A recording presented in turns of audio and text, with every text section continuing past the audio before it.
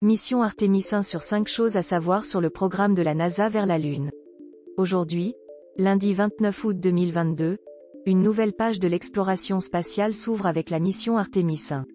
Voici 5 choses à savoir sur ce programme spatial qui devrait permettre à la NASA de renvoyer des astronautes sur la Lune 50 ans après la dernière mission Apollo 1. La fusée lancée aujourd'hui n'a pas d'astronautes à son bord. Ce lundi 29 août 2022, la fusée SLS doit partir du centre spatial Kennedy en Floride pour un premier vol d'essai.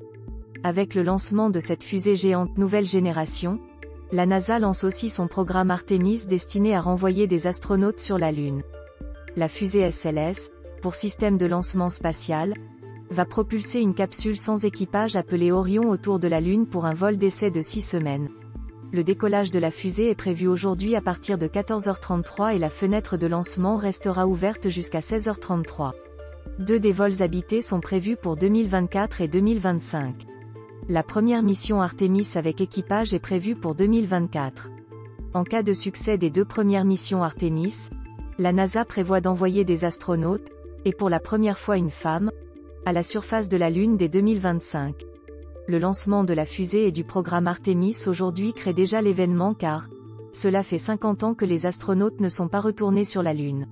Le dernier séjour d'astronautes sur la Lune remonte à 1972, dans le cadre de la mission Apollo 17. La fusée SLS est décrite comme la plus puissante et la plus complexe du monde. Il s'agit du système de lancement le plus massif jamais construit par la NASA depuis la fusée Saturn V développée pour le programme Apollo. Si vous voulez assister à son lancement sans avoir de billet pour le pas de tir de Cap Canaveral, sachez que l'événement sera retransmis en direct sur de nombreuses chaînes en ligne, notamment sur la chaîne YouTube de la NASA, en anglais, à partir de 12h30 heure française. En France, le CNES, Centre national d'études spatiales, commentera l'événement sur Twitch à partir de 14h. 3. Thomas Pesquet fait partie des candidats pour ce programme. La mission Artemis 1 qui s'ouvre aujourd'hui fait partie d'un programme de la NASA. Mais les astronautes qui auront la chance de retourner bientôt sur la Lune ne seront pas forcément tous américains. L'astronaute français Thomas Pesquet fait partie des candidats sérieux pour participer à ce nouveau programme lunaire. Thomas Pesquet a évoqué ses chances d'aller sur la Lune dans les années à venir en estimant qu'elles étaient non négligeables. 4. Il est prévu d'installer une base permanente sur la Lune. L'un des objectifs du programme Artemis est d'établir sur la Lune une base à long terme.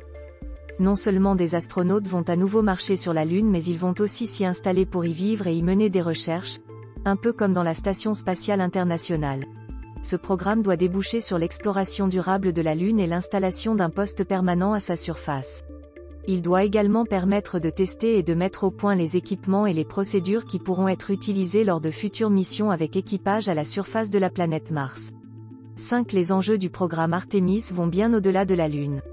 Le programme Artemis qui débute aujourd'hui a pour objectif à long terme de permettre des voyages de la Lune vers Mars. Mais c'est une hypothèse que la NASA envisage sur le long terme, après 2030.